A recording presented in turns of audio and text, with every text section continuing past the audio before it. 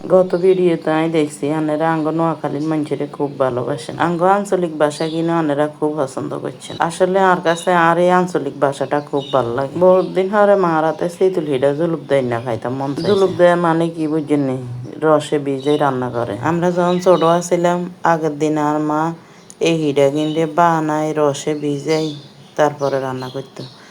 শীতকালে পরের দিন সকালবেলা আঙ্গুরে দিত, কি যে মজা লাগতো। আমরা কত মজা করি খাইতাম।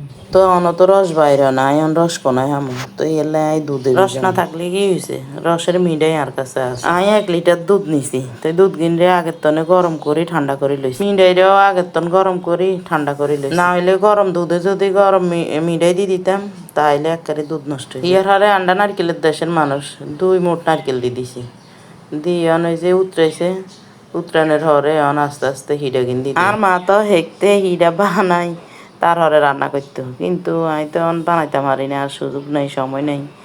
আমি বাজার তন কিনে আনি হিডা কিনদি, 2 একবার উতরাইলে আর নাস্তা খান রেডি। বিশ্বাস করেন এই নাস্তা খান একেবারে অনেক মজা লাগে। আন্নেরা বেকে ভালো থাকেন, আর আন্নেরাও ভালোবাসা দিয়ে রান্না করে খাইছেন, অনেক মজা লাগবে।